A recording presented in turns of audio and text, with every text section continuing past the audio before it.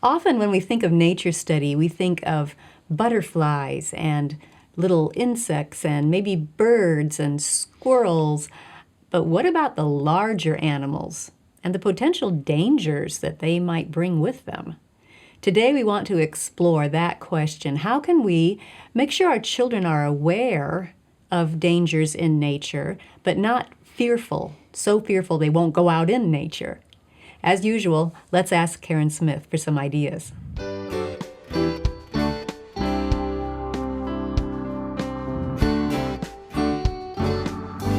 Welcome to the Simply Charlotte Mason podcast. I'm Sonia Schaefer. We are in the midst of a nature study Q&A series, and we've been getting great ideas from my friend and coworker, Karen Smith. Karen, thanks for joining us again. This time the question is about larger animals and maybe other dangers that are in nature. So let me read you the question that we got, and then you can give us some advice. The question is, how do I deal with real wildlife dangers? We live on land that has a variety of predators, including cougars. I want to teach my kids safety without making them anxious. I'm really struggling with how to protect them without losing the feeling of freedom and encouraging them to explore their own backyard woods. It's a good question. What are some ideas that you can share with us? Part of nature study, there's rules, always. You should respect things when you're in nature. Keep a respectful distance of most things. If you're approaching an animal too closely, the animal's going to show signs of nervousness. You're too close. So Watch from a distance. That's always a good thing. Observe with your eyes, your ears, your nose. So smell, look, and listen to the sounds of nature and the things of nature. Touch and taste. Save those for the things that you absolutely are certain will not harm you. That's good advice. And always respect others when you're in nature. Don't pick things, move things, or be loud so animals are scared away, birds, so that others can enjoy being out in nature too. So those are general rules that apply for all nature study. Yes. All right, so what about safety rules? Safety. Always make sure that you're wearing proper shoes and clothing when you go out in nature. There are things that can hurt you, even inanimate things, if you're not being careful where you're walking. Rocks, tree roots, logs are all hidden on paths sometimes. And if you're not wearing proper shoes, you could come away with a bruised toe or two. Or worse. Yeah. Yes. So make sure that your footwear and your clothing match where you're going to be out. When you are walking along the path and there's a log or a large rock in the way, step on it, not over it. Why is that? Because snakes like to hide in those places. Okay. And if you step over a log or a large rock, you might step on the snake. Oh. So if you step on it, then you can see where you're stepping before you step. Before you actually get there. Ah, that makes total sense. And we're talking large ones, not like every little stone in the path you need to step on. Correct. But something that big. you would have to step over. Yes. And that you can't see what's on the other side necessarily. Yes, exactly. Okay, so step on it first and look before you leap, Most large animals, dangerous animals, are going to move away from you because they'll hear you coming and you won't even see them. Oh. How many times do you walk through the woods and, even animals that are not dangerous, how many times do you see deer? Not very often. Not very often, no. Because they usually hear you before you see them, and they move away so that you never see them.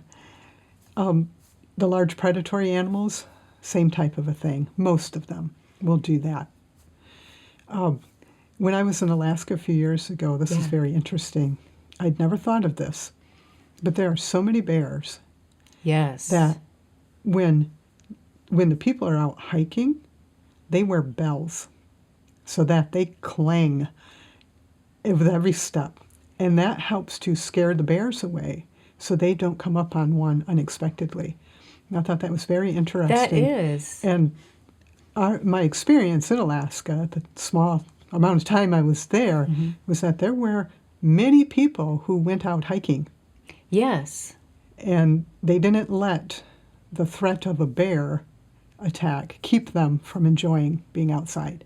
So something to keep in mind, that the large predatory animals are there, but there are ways to protect yourself from them. It sounds like the people educated themselves Yes. so that it would be, you're more frightened of what you don't know a lot of times. Yes, And that is true. And so they educated themselves about the bears, and that the bells would help the bears hear them coming so they could, make way. Yes. Get out of my way, I'm Yeah, coming through. yeah. But yes, so there's that. It's important to have a plan before you go out, of knowing what you're going to do if you encounter some danger. Oh, And sure. another good idea is to check your state's Department of Natural Resources site to find out which dangerous animals might live in your area, so that you can better prepare for being out in nature. That makes total sense, because we prepare for emergencies in the house. Like if there's a fire, what are we supposed to do? And so, same idea here. If you meet a large predatory animal, here is what we plan to do. Yeah, Yes. good idea. Another thing that's important is if mom has fears, the child's going to pick up on that. So True. moms, dads, you need to be very careful that your fears do not translate to your children, and keep those fears under caps, because that will color your children's perception of being out in nature. If you're fearful, they're going to pick up on that. It seems like should be a difference between caution and fear or anxiety. Yes, you can be cautious, keep your ears open, keep your eyes open. Be smart. Be smart yeah. about how you're moving through nature. Right. But you don't need to hold back, because around the corner there might be something that will attack me. Mm-hmm. So, you want to be careful with that. You also want to be careful with walking in nature being fearful, because as humans, we don't know when somebody's fearful. We can hide it pretty well, Yeah. but animals pick up on it very quickly. Oh. And to them, that initiates a response from particularly predators that you are prey, you are weak. And so you need to be careful with those fears when you're in nature. Sending signals that could get you in trouble. Yeah, good point. Yes. Good point. So what should you do if you do happen upon a large predatory animal? Keep in mind that these encounters are rare, and attacks are even more rare.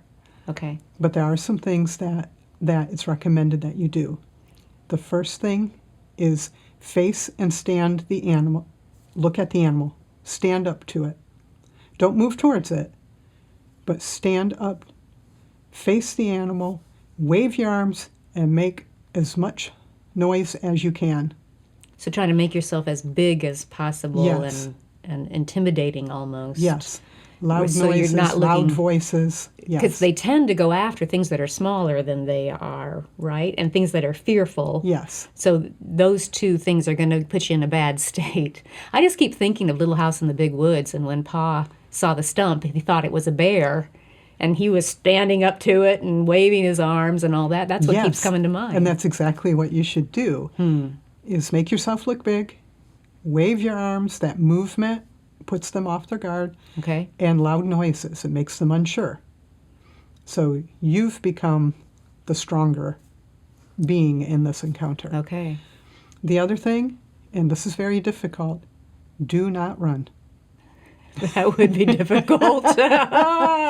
Pick up any children that you have with you so that they do not run, because when you run away from a predator, you have become prey. Yeah. That's what they do. That's the the trigger for them to respond in a way to chase. And they Chase. will chase you. Yes. And it's very hard for people to outrun animals.